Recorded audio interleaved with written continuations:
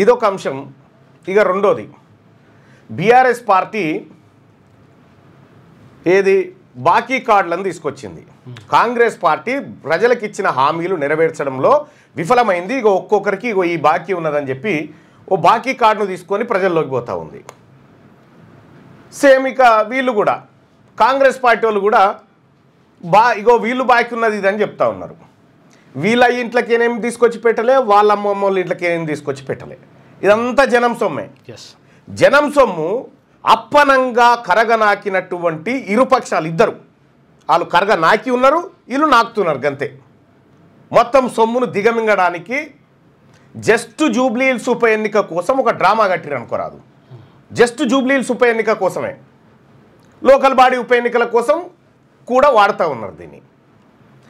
అసలు BRS party Telangana రాష్ట్రం ఏర్పడ్డటువంటి 2014 June 2 నుంచి వాళ్ళ చేతికి అధికారం అప్పచెప్పే నాటికి తెలంగాణ రాష్ట్ర ప్రజల పరిస్థితి ఎట్లా ఉండే? కాంగ్రెస్ పార్టీ 2023 డిసెంబర్ 7 నాటికి అధికారాన్ని బీఆర్ఎస్ పార్టీ నుంచి తీసుకున్న నాటికి ఏ విధంగా ఉండే? కాంగ్రెస్ పార్టీ అధికారంలోకి వచ్చిన తర్వాత ఏం మార్పు జరిగింది? ఈ లెక్కలు తెలిస్తే మనకు పక్కగా అర్థమవుతుంది.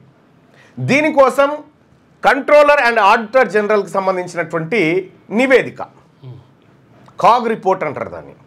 ఆ కాగ్ రిపోర్ట్లో ఉన్నటువంటి అన్ని అంశాలను పరిశీలించిన తర్వాత వీళ్ళిద్దరి పర్ఫార్మెన్సు, ఎందుకంటే వీటి గురించి మాట్లాడరు వీళ్ళు.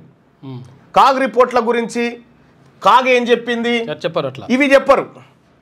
ఇదంతా పాపం కల్వకుంట్ల చంద్రశేఖరరావు గారు ఫామ్ హౌస్లో వ్యవసాయం చేసి పంటలు పండించి ఆ పైసలన్నీ తీసుకొచ్చి పేదోళ్లకు బీసీలకు పంచినట్టుగా, ఇప్పుడు రేవంత్ రెడ్డి గారు కూడా పొద్దంతా పరిపాలన వ్యవహారాలు చూసి రాత్రి ఉపాధి హామీ కూలి పనికి పోయి వచ్చి ఆయన సంపాదించుకొచ్చి ఆయన మనం చాపుతున్నట్టుగా, ఈయనది ఏ కానలేదు ఈయనది ఏ కానలేదు, నిండా ముంచిరు ఇద్దరు కలిసి. ఏం చేసిర్రు అనేది ఒక లెక్క చూసుకుందాం. తెలంగాణ రాష్ట్రం ఏర్పడాలని ఎందుకు అనుకున్నాం మనము? తెలంగాణ రాష్ట్రం ఏర్పడితే మన బతుకులు మారుతాయి అనుకున్నాం. మన పిల్లలకు ఉద్యోగాలు వస్తాయి అనుకున్నాం. మన చేనులకు నీళ్ళు వస్తాయి అనుకున్నాం. మన ఖజానాలోకి అంటే మన ఖాతాలోకి పైసలు వస్తాయి అనుకున్నాం. ఇవి రాకపోగా ఏం జరిగింది ఉల్టా? తెలంగాణ రాష్ట్రం ఏర్పడితే కేసీఆర్ కుటుంబం బాగుపడుతుందని ఎవరన్నా అనుకున్నారా? తెలంగాణ రాష్ట్రంలో కాంగ్రెస్ పార్టీ అధికారంలోకి వస్తే రేవంత్ రెడ్డి కుటుంబం బాగుపడుతుంది అని ఎవరైనా ఊహించిర్రా? ఒకవేళ వీళ్ళే బాగుపడేది ఉంటే మన శ్రీకాంతాచారి, మన యాదన్న వీళ్ళందరి ఆత్మ బలిదానాలు దేనికోసం? మన పోలీస్ కిస్టర్న వీళ్ళందరి ఒకవేళ ఈ ముఠానే మళ్ళా దోపిడీ చేస్తుంది అనేటువంటి ఆలోచన వాళ్ళకు ముందే తెలిసి ఉంటే వాళ్ళు జావకపోతుండే, ఆత్మ బలిదానం చేయకపోతుండే. ఇక్కడ ఒక నివేదికను చూసుకుందాం మనం. ఇగో ఇది వీళ్ళిద్దరి పర్ఫార్మెన్స్ ఇళ్ళనే ఉందిగా. ఇటు కాంగ్రెస్ పార్టీ పర్ఫార్మెన్సు, అటు బీఆర్ఎస్ పార్టీ పర్ఫార్మెన్స్. ఈ రెండింటి పర్ఫార్మెన్సు మనకి ఇక్కడ క్లియర్గా కనిపిస్తుంది. తెలంగాణ రాష్ట్రం ఏర్పడ్డ నాటికి, తెలంగాణ రాష్ట్రం మనము ఏపీ నుంచి విడిపోయినప్పుడు 42% అప్పులు తెలంగాణ ప్రాంతానికి పంచిరు. 42% అప్పులు పంచితే తెలంగాణ మీద పెట్టినటువంటి అప్పు ఎంత? తెలంగాణ రాష్ట్రం ఏర్పడ్డ నాడు తెలంగాణ మీద ఉన్నటువంటి అప్పు 72,658 కోట్లు. 72,658 కోట్ల అప్పు ఉండే మనకు. అంటే అప్పుడు ఒక తలకు మనకు ఎంత ఉందంటే తెలంగాణలో ఉన్న ప్రతి తలకు 20,254 రూపాయలు అప్పు ఉండే. తెలంగాణ రాష్ట్రం ఏర్పడ్డప్పుడు 20,254 రూపాయల అప్పు ఉండే తలా ఒకరికి. ఇప్పుడు లైవ్ చూస్తున్నారు కదా మీరు, ఒక్కొక్క తలకు 20,254 రూపాయల అప్పు ఉండే. అప్పుడు 20,000 అప్పు ఉంటే అప్పుడు 20,000 అప్పు ఉండే అప్పుడు ఒక్కొక్కరికి. ఇక తెలంగాణ రాష్ట్రం ఏర్పడ్డ తర్వాత మనం ఏమనుకుంటాం? మనం తెలంగాణ రాష్ట్రం వస్తే మన బతుకులు మారుతాయి అనుకున్నాం కదా. ఈ బతుకులు మారకపోగా తెలంగాణ రాష్ట్రం వస్తే ఈ అప్పులు మాఫీ అయ్యి మనమంతా సుఖ సంతోషాలతో ఉంటామేమో అని అనుకున్నాం. చంద్రశేఖరరావు గారికి 2014లో ఇది అప్పచెప్పినప్పుడు మన తలకు ఆంధ్ర పాలకులు మనకు గట్టిపోయినప్పు, మన నెత్తిన పెట్టిపోయినప్పు 20,254 రూపాయలు, అంటే అప్రాక్సిమేట్గా 20,000 అప్పు ఉండే ఒక్కొక్కరి మీద. ఇక చంద్రశేఖరరావు ఏలుబడి జరుగుతూ ఉంటే చంద్రశేఖరరావు గారు కేసీఆర్ ముఖ్యమంత్రిగా ఏలుబడి జరుగుతూ ఉంటే 2015 కల్లా అప్పు తక్కువ కాకపోగా 2015 కల్లా 25,000 అప్పు అయింది ఒక్కొక్కరు నెత్తి మీద. 6 నెలల 25,000 అప్పు అయింది. ఇక 2016కు వచ్చే నాటికి అప్పు ఎంత అయిందంటే ఒక్కొక్క తల మీదకి 32,900 అంటే అప్రాక్స్గా 33,000 అప్పు అయింది. 33,000 ఒక్కొక్కరు అప్పు. ఇక ఆ తర్వాత 2017కు వచ్చేసరికి అప్పు 41,972 రూపాయలు అయింది ఒక్కొక్క తల మీద అప్పు. ఇంకా 2018కి వచ్చేసరికి ఒక్కొక్క తల మీద అప్పు ఎంత అయిందంటే 53,512 రూపాయలు అప్పు అయింది మన మీద ఒక్కొక్కరి మీద. ఇప్పుడు ఈయన మీద, నా మీద, నీ మీద, అందరి మీద. 2019కి వచ్చే నాటికి 59,573 రూపాయలు అప్పు అయింది. ఇంకా కార్పొరేషన్ లోన్లు అవి కాక చెప్తా ఉన్నా వేరే కార్పొరేషన్ల పేరు మీద తెచ్చినా 10 లక్షల కోట్ల అప్పు అది అవుతుంది. అది వేరు. 2019 నాటికి అప్పు వచ్చేసి 60,000 రూపాయలు అయింది. అంటే తెలంగాణ రాష్ట్రం ఏర్పడ్డటువంటి 5 ఏళ్లకే తెలంగాణ ప్రజల మీద 40,000 రూపాయలు అప్పు అయింది. 3 ఇంతలైంది. 1956 నుంచి 2014 వరకు మన మీద ఉన్న అప్పు 20,000 అప్పు అయితే 5 ఏళ్లల్లా అప్పును 3 ఇంతలు చేసిండు కేసీఆర్. 60,000 అయింది పేద ప్రజల మీద. ఇది కేసీఆర్ కట్టే అప్పులు కాదు, లేకపోతే రేవంత్ రెడ్డి కట్టేటి కాదు, మనమే కట్టాలి. ఎట్లా కడతామో చెప్తా. 2020 నాటికి మన నెత్తి మీద అప్పు ఎంత అయింది? 66,320 రూపాయలు అప్పు అయింది. 2021 నాటికి ఏమైంది? తక్కువ లేదుగా, పెరుగుడే. 2021 నాటికి 73,000 రూపాయల అప్పు అయింది. 2022 నాటికి ఎంత అయింది అప్పు? 82,194 రూపాయలు అప్పు అయింది. 2023 నాటికి ఎంత అయింది? 91,504 రూపాయలు అప్పు అయింది మన నెత్తి మీద, ఒక్కొక్కరి నెత్తి మీద. 2024కి వచ్చేసరికి 1,18,68 రూపాయలు అయింది ఒక్కొక్కరి నెత్తి మీద. 2024 అంటే ఇక్కడ నుంచి రేవంత్ రెడ్డి గారి 23 తర్వాత ఈ రేవంత్ రాజు గారి, కొడంగల్ రాజు గారి పరిపాలన ఇది. ఇక్కడ వరకు ఏమో రేవంత్ రెడ్డి కేసీఆర్ది. ఈయన మొత్తం అప్పులు చేసిండు, ప్రజలను నిండా మూస్తుండు, కాబట్టి నాకు అధికారం ఇరి నేను తక్కువ చేస్తా అని ఈయన తీసుకున్నాడు. ఈయన తీసుకున్నాక తక్కువగా ఉన్న అప్పు తక్కువ లేదు. 2024లో ఈయన 2023లో ఈయన కప్ప చెప్తే 24 కల్లా 1,18,68 రూపాయలు చేసిండు అప్పు.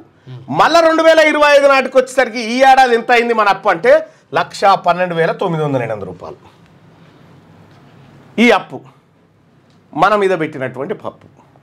ఇప్పుడు ఎవడు కట్టాలి? ఇది సొమ్ము ఎవడు కడతాడు? రేవంత్ రెడ్డి గారు కడతాడు అనుకుంటున్నావా? కట్టడు. కేసీఆర్ కడతాడా? కట్టడు. వీళ్ళు ప్రాజెక్టుల పేరు మీద అప్పులు చేసి కమిషన్లు కొట్టి ఆ అప్పును వాళ్ళ దగ్గర ఏమని చెప్పారు? ఇగో మా తెలంగాణ రాష్ట్రంలో 4,21,00,000 మంది ప్రజలు ఉన్నారు, ఇలా జుట్లు తాకట్టు పెడతా ఉన్నాం మేము, మీరు అప్పులు ఇరని అప్పు తెచ్చిరు. మనకు తెలియకుండానే మన జుట్లు తాకట్టు పెట్టిరు. ఇప్పుడు మనం కట్టాలి. ఎట్లా కడతాం మళ్ళీ అంటే పెట్రోల్ ఎంత వస్తుంది మనకు లీటరు? వాస్తవానికి పెట్రోల్ 50 రూపాయలకు లీటర్ రావాలి మనకు. కానీ దాన్ని 100 రూపాయలు 110 రూపాయలకు అమ్ముతారు కదా, లీటర్ మీద 60 రూపాయలు వసూలు చేస్తున్నారు అన్నట్టు మన దగ్గర. అదే పన్ను అవి తెచ్చి ఇవి కడతారన్నట్టు. ఉప్పు, మిరపకాయ, పప్పు ఏది కొన్నా కూడా పన్నులు పడతా ఉన్నాయి కదా, ఆ పన్నులతోటే ఈ అప్పులు కడతారు. ఆ పన్నులతోటే ఈయన బాకీ ఉన్న కార్డు తీసుకుపోయి ఆయనకి ఇస్తుండు, ఆయన బాకీ ఉన్న కార్డు తీసుకుపోయి ఈయనకి ఇస్తా ఉండు. ఇద్దరిది దొంగ నాటకం. వీళ్ళిద్దరు కలిసి తెలంగాణలో వ్యవస్థను, ఆర్థిక వ్యవస్థను చిన్నాభిన్నం చేసిరని కంట్రోలర్ అండ్ ఆడిటర్ జనరల్ నివేదికలు చెప్తా ఉన్నాయి. ఇది నా సొంత కవిత్వం కూడా కాదు, కాగ్ నివేదిక ఆధారంగా చెప్తా ఉన్నాయి ఇవన్నీ. తెలంగాణ రాష్ట్ర ప్రజలారా, మీ పాలకులు మీకు ఏదో మంచి చేస్తున్నట్టు అనిపిస్తుంది కానీ కిందంతా డొల్లనే ఉంది. ఇగో డొల్ల లెక్కలు ఇవని చెప్పి తీసుకొచ్చి పెట్టింది కాగు. మరి ఇప్పుడు దీన్ని బట్టి నేను అడుగుతా ఉన్న మహేష్ కుమార్ గౌడ్ గారిని, మీ ప్రభుత్వం వచ్చిన తర్వాత మీరు చేసిన అప్పులు, నేను అడుగుతా ఉన్న కేసీఆర్ గారిని, మీ ప్రభుత్వం ఉన్నప్పుడు మీరు చేసిన అప్పులు, ఈ అప్పులకు జమనాతు మీరు ఉంటారా? ఈ అప్పులకు జమానత్ మీరే ఉంటారా, మీ కుటుంబాలు ఉంటాయా? కట్టకపోతే మేమే కడతామని కట్టకపోతే ప్రజలు తాను వెళ్ళకపోతే మేము కడతామని మీరు జమానత్ ఉంటారా? ఒకవేళ వెళ్ళకపోతే మా ఆస్తులు అమ్మి కడతామని రాసిస్తారా? మాకేం సంబంధమా అని ఎక్కడో అక్కడ వెళ్ళిపోతాడు. ఒక్క కాళేశ్వరం ప్రాజెక్టే 79% అంచనాలు పెంచిరు, 0 లాభం. అవును, నీళ్లు ఎక్కువ ఏం జరగలేదు, 0 లాభం. అవును, అంటే ఈ 79% నిధులు అప్పనంగా మింగేసిరు అన్నట్టు. అప్పనంగా 79% నిధులు. ఇగో ఇట్లా మొత్తం తెలంగాణ ఆర్థిక వ్యవస్థని చిన్నాభిన్నం చేసినటువంటి కాంగ్రెస్ పార్టీ, ఇటు బీఆర్ఎస్ పార్టీ, ఈ రెండు ఇప్పుడు ఎన్నికల కోసం డ్రామాను నాటకాలు ఆడుతూ ఉన్నాయి. ఎవడు కడతాడు ఇందులో? ఈ తెలంగాణ రాష్ట్రంలో 62% బీసీలు ఉంటారు. ఈ 62% ఉన్నటువంటి బీసీల నెత్తి మీద 62%